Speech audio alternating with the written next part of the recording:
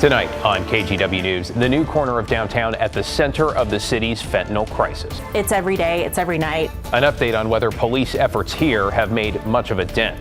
Plus, feeling a little shell-shocked. Some Portland school staff learn their positions are on the line as the district makes deep cuts. But first, it's just kind of never ending, it feels like. fallout from a Gresham fire a restaurant owner says he believes was set deliberately. Thanks for joining us at 11. I'm David Molko. And I'm China Green. That restaurant owner says this is the second time in 3 years his building has been set on fire. And his is not the only restaurant dealing with the damage this time. Catherine Cook spoke with the owners tonight. It is in the newsroom with the details here. Catherine? Guys, the worst damage was at Heidi's restaurant. No one was hurt, but the owner had to close the restaurant for repairs. That put several employees out of work for several days. Fire started down on the bottom left there. You can still smell smoke outside Heidi's restaurant in Gresham. Charred plywood and melted fencing hang off the backside of the Gresham landmark. Burnt all the way through. They had to do a hole in the roof to make sure there was no attic fire going. Owner Sam Hinshaw says the fire started early Sunday morning. It destroyed several freezers and some other equipment. But fortunately, crews had the flames out before they spread inside. And they thought it to be intentional outside of the building started. It's an unfortunate thing. Fire officials tell KGW this was one of several fires in the area that morning, all under investigation. Another fire started across the street at the Dragon Palace restaurant. The owner shared this security video with us. You can see the fire burning several trees along the back fence. Here's what's left of them now. For Hinshaw and other business owners, it's all a gut punch. We're strategizing how to not be affected and not spend gross amounts of money on thievery and arson. So it's tough. A few years ago, Hinshaw says someone lit a fire in their bathroom. He says the person had been loitering and was asked to leave before returning disgruntled. Last week, he says someone stole equipment from this construction site next door, and the list goes on. Someone ripped out our door trying to steal our ATM, and it's just kind of countless things that happen. It's just kind of never ending, it feels like. Heidi's has been here for more than 50 years now. And while times are changing, Hinshaw says his focus remains on his employees, now out of work until the restaurant reopens. He started this GoFundMe, hoping to offset their financial burden. And I think that's just the biggest thing is that we want our employees whole. It's a tough situation for them not being able to work. Everything's really expensive right now, so it's difficult. The owner says he hopes to reopen Heidi's by this Thursday. In the meantime, we've posted the GoFundMe link on our website. If you have any information on these fires, call Gresham Police. Back to you. Never ending, he says. Thank you, Catherine. Now to a spot in downtown Portland where the fentanyl crisis is front and center. In the last couple of weeks, police say they have arrested nearly a dozen fentanyl dealers. Today we watched at Southwest 10th and Jefferson as police arrested a man on outstanding warrants. They initially approached him, they say, after watching him smoke fentanyl on the sidewalk. We also heard from neighbors who look out on this challenging block each day, police who are trying to stop it, and those who are dealing with addiction. I mean, there's like feces and vomit and urine everywhere. It just doesn't feel safe anymore at all. We're arresting drug dealers at night as fast as we can, and it seems like we'll arrest someone and within 30 minutes there's somebody else back out. People don't have real consequences for their actions here, so I feel like that might contribute as to why people will keep staying in this vicious cycle. Portland police say they are focused right now on stopping drug sales, which are a felony under Oregon law, as opposed to drug use. Meanwhile, new data from the Centers for Disease Control and Prevention, the CDC, shows just how much overdose deaths have increased in Oregon and Washington over the past few years. And one of the main contributors is fentanyl.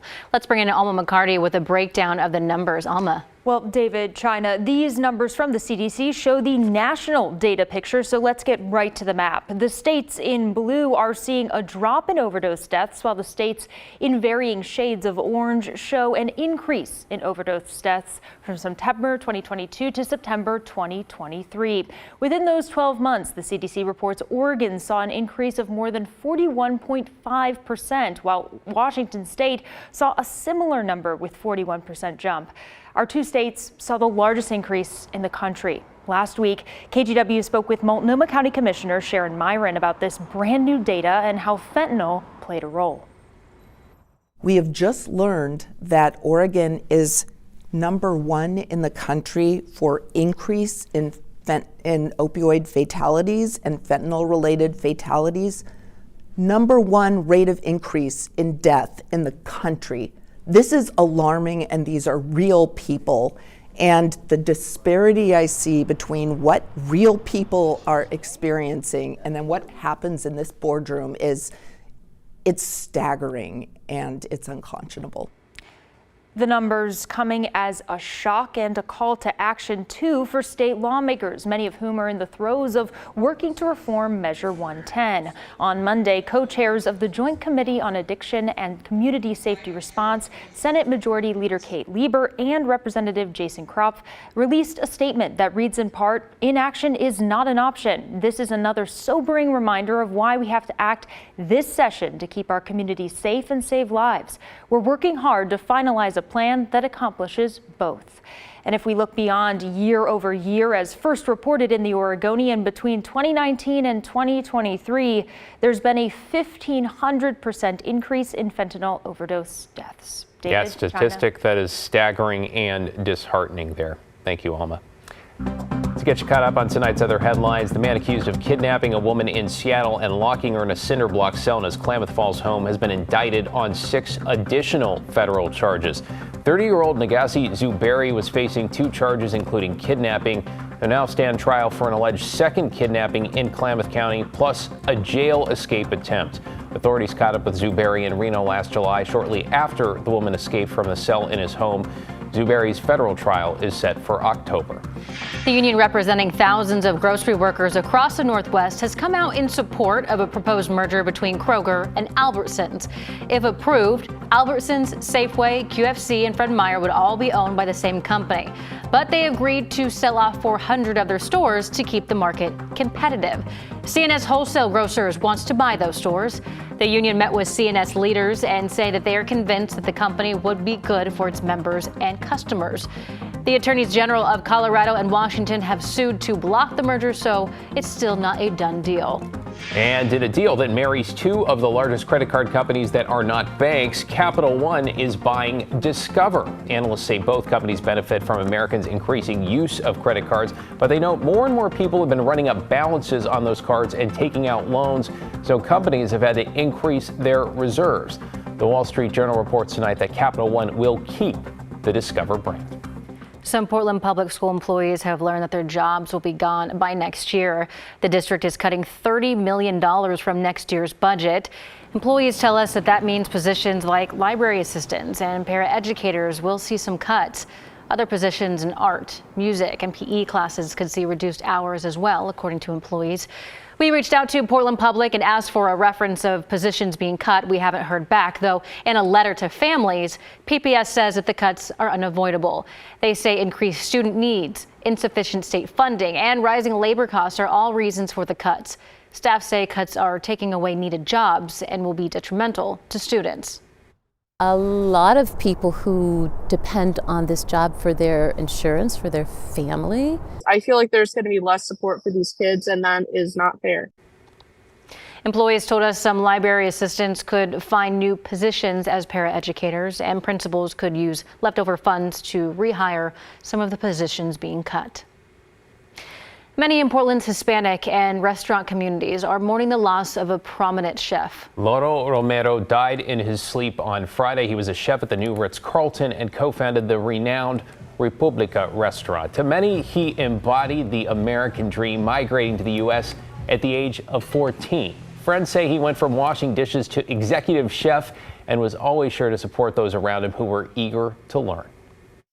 just the way he carried himself, how he was, how great of a friend he was. Obviously, he was an unbelievable chef. But as a human being, as a father, to see him father his 2 girls, yeah, how do you replace someone like that? He was just a kind soul, like just full of optimism, very positive. He always kept his head up high. He always was, you know, animo, we got this, just very encouraging. A kind soul. A GoFundMe has been set up for funeral expenses and to support Romero's eldest daughter, who is studying at UC Berkeley.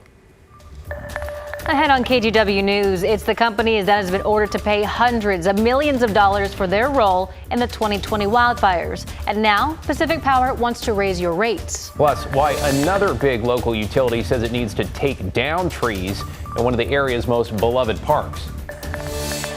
I'm Matt Safino. We had some sun today in between the showers, which kept moving on up from the south. We got more of those in the forecast for a couple of days, but a warming trend late in the week and then more mountain snow.